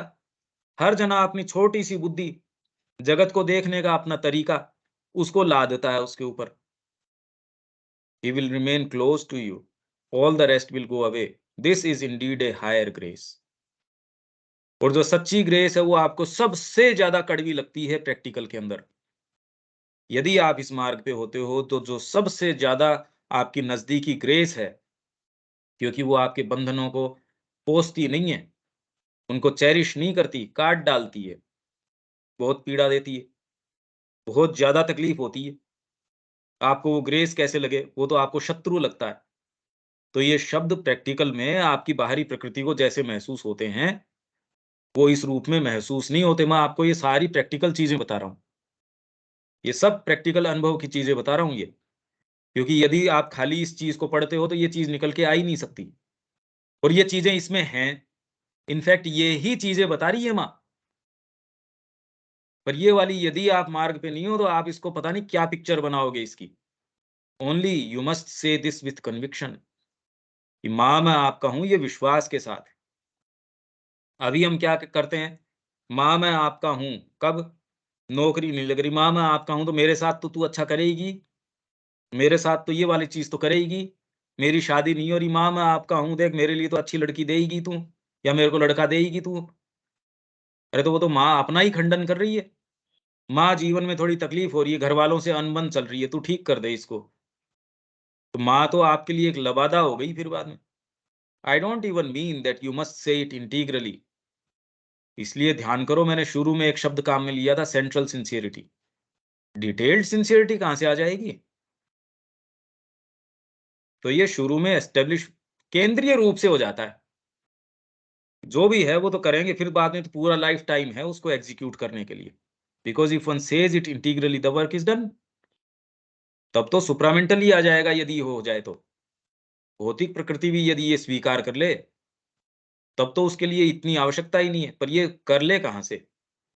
What is necessary is that one part of the being, indeed the central will, केंद्रीय will, उसी में है sincerity, इसलिए मैंने कहा central sincerity, says it with conviction, I want only you, even once, एक बार, and it suffices, एक बार भी कहना एकदम पर्याप्त है। इनफैक्ट योग की सारी सिद्धि उसी क्षण आपकी तय हो गई, उसी क्षण आपकी सारी सिद्धि उस क्षण के अंदर आ गई। हाँ, अब तो जैसे बीज है वो प्रस्फुटित होगा, पेड़ बनेगा, समय हो सकता है उसमें कोई ऐसा है जिसमें 50 साल लग जाए, किसी में 100 साल लग जाए, जितने भी समय लग जाए, पर निहित है उसमें, उस बीज के अंदर फल तक की सारी टोटल अवस्थाएं उसके अंदर हैं। तो यदि एक बार ये सेंट्रल विल आ गई तो उसने कह दिया, तो आपके योग के सारे परिणाम उसके अंदर निहित हो गए। इवन वंस, एक बार भी। ऑल दैट टेक्स मोर और less long, sometimes it stretches over years, but one reaches the goal. पर यदि एक बार ये आपके आ गया तो ये देर सवेर होगा, but one has all kinds of imperfections. The more the imperfections, the longer it takes, the more the attachments one has, the longer it takes, but the goal is sure। और आपको इससे फर्क भी नहीं पड़ता भाई, मैं और कोई दूसरी चीज कर नहीं सकता, सीधी बात ये है। अल्टीमेटली मेरे अटैचमेंट हैं तो अब क्या करूं मैं, हैं सो हैं बस, मैं जैसा हूं मां का हूं, मैं और कोई दूसरी चीज कर नहीं सकता। तो आपके इम्परफेक्शन है उनको भी मां अपने इस तरीके से काम में लेंगी, ऐसी उसकी माला गूंथेंगी। जो कलाकार है, जो जानता है, वो जो भी बगीचे में जो भी चीजें हैं, फूल हैं, पत्तियां हैं, उनसे ऐसी मालाएं गूंथ देगा जो और कोई दूसरी चीज से हो नहीं सकती थी। तो वैसे ही आप जिसको कामना है, अटैचमेंट्स है, इम्परफेक्शंस है, आपने माँ को संभला दिया, उससे बढ़िया कलाकार कौन है भाई? उससे ऊंचा, उससे कोई दिव्य जादूगर है नहीं। वो आपके स्टफ को बिल्कुल रूपांतरित कर देगा। आप अपने स्तर पे क्या कर लोगे? आपको, आपके पास दुनिया के बेस्ट फूल हैं तो भी क्या मालाएं बना दोगे उसके सामने? वो ऐसी जादूगर है, उसके हाथ में दे दिया, वो कुछ भी ट्रांसम्यूट कर देगी। पर दो पहले, ये तो शुरुआत तो करो। इसमें कोई बात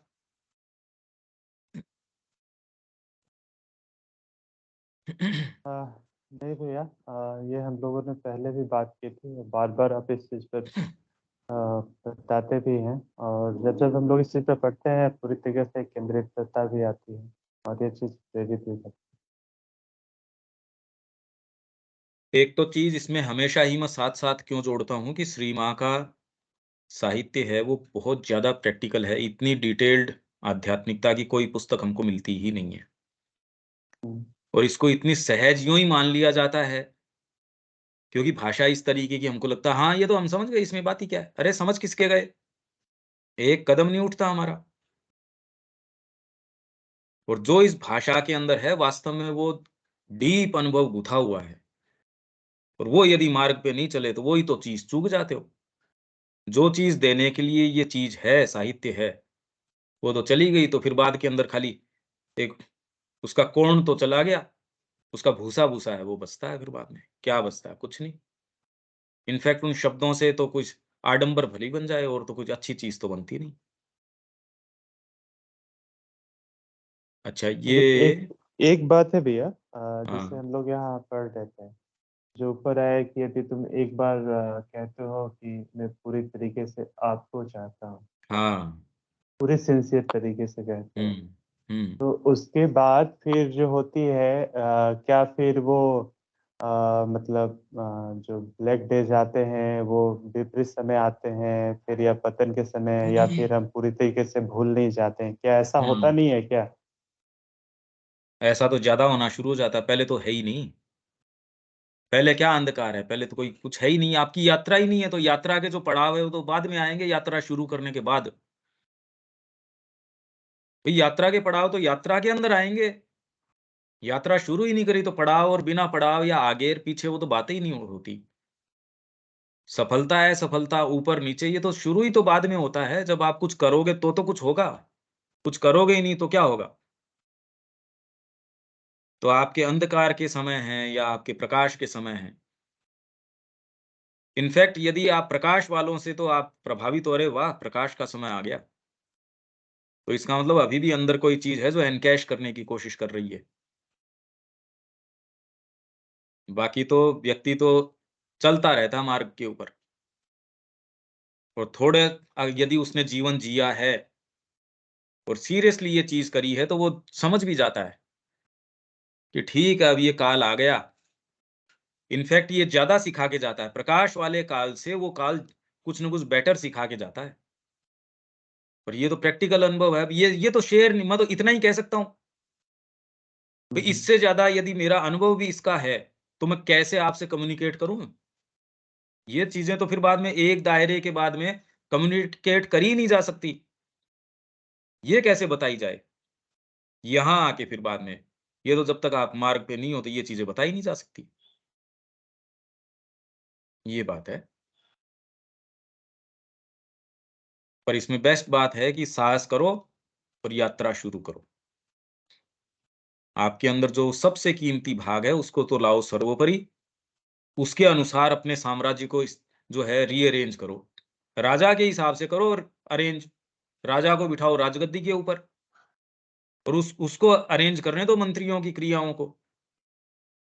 अभी तो जो नीचे से नीचे मंत्री हैं, हमारी इंद्रियां वगैरह, उनके हिसाब से अरेंज कर रहे हो, तो साम्राज्य बढ़िया कहाँ से चल सकता है, ये बताओ। और किसी और का साम्राज्य है नहीं, ये हमारा खुद का है। तो राजा को राजगद्दी पे बिठाओ। मोटी बात ये है इसके अंदर। उसको तो बेचारे को बांध के पटक रखा है। वो तो वाणी अपनी सुना ही नहीं सकता। कभी सुना देता है तो फिर मुंह में कपड़ा ठूंस देते हैं उसके। तो सारी साधना का क्रक्स ये है कि राजा को अपने स्थान पे बिठाओ पूरे वैभव में। वो अपने आप सारे राज्य को एकदम वैभवशाली बना देगा। और यदि वो नहीं है और शत्रुओं को आप पोषित कर रहे हो, आपका साम्राज्य अच्छा कहाँ से चल जाएगा? कॉमन सेंस की सी बात है ये। इसलिए आध्यात्मिकता सारी की सारी कॉमन सेंस की बात है। हमने जो इसको अलौकिक बना रखा है, हव्वा बना रखा है, इसका ऐसा कुछ नहीं है। ये हव्वा भी लोगों ने इसीलिए बना रखा, उनको इसका सेंस ही नहीं है। इसमें कोई बात या कोई चीज़ नहीं, तो फिर बाद में अभी इसको आगे वाला तो नहीं पढ़ सकते अपन। What happens if one eats meat? यदि आप मांस खाते हो तो आपके साथ क्या होता है? ये हम आगे पढ़ लेंगे। इसमें आप थोड़े तैयारी करके, और अगली बार फिर देखते हैं। यहाँ तक कोई प्रश्न या कोई बात नहीं, तो यहाँ हम इसको विराम दे सकते हैं स्नेहा। हाँ भैया। ठीक है? हाँ। कुछ करो, अपने दिन यूँ ही मत बिताओ, क्योंकि हर जो दिन गोल की तरफ नहीं जाता, वो आपके लिए नेगेटिव संस्कार उत्पन्न कर रहा है। हर दिन वो आपके की बेड़ियों को रीएनफोर्स कर रहा है। बेड़ियां तोड़ने के ऊपर यदि नहीं कर रहे आप काम, और समय की प्रतीक्षा कर रहे हो या बैठे हो यूं ही, तो आपका शिकार हो ही जाना है। इनफैक्ट आप शिकार हो चुके हो। फिर शिकार हो चुके होने के बाद में तो शिकारी करता है आपका जो करता है। आप क्या कर सकते हो? बाज आपको पकड़ के ले गया, वो धीरे-धीरे टुकड़े करके अपने बच्चों को खिलाएगा, खुद पेट भरेगा। और ऑलरेडी आपके साथ वो हो ही रहा है। तो इसमें ये कल्पना करना कि आपका भविष्य कोई बहुत सुनहरा है या जागृत है, तो उसके लिए यात्रा शुरू करनी पड़ेगी। यात्रा शुरू करोगे, पहला कदम उठाओगे, तब गंतव्य तक पहुँचोगे। नहीं तो आप कितने भी सुनहरे सपने देखो, शुरुआत तो पहले कदम से तो करनी ही पड़ेगी। अब वो यात्रा लंबी है या छोटी है, पहला कदम तो उठाना ही पड़ेगा किसी को भी। तो जो भी आप लोग सुन रहे हैं, ये कदम उठाना पड़ेगा। निधियाँ आगे भव्य हैं जो इंतज़ार कर रही हैं, पर मार्ग जैसा है सो है। आप निधियों के लिए जा भी नहीं रहे। भीतर से कोई ऐसी चीज़ है, पर आपका जीवन जो है बहुत महत्वपूर्ण है आपके लिए। इनफैक्ट ऐसे चलते हो तो महत्वपूर्ण है, नहीं तो पशु जीवन है ही, उसमें क्या महत्वपूर्णता है ऐसी। ठीक है विवेक, यहाँ विराम देते हैं, अगली बार हाँ। फिर मिलते हैं। जय श्री माँ। जय श्री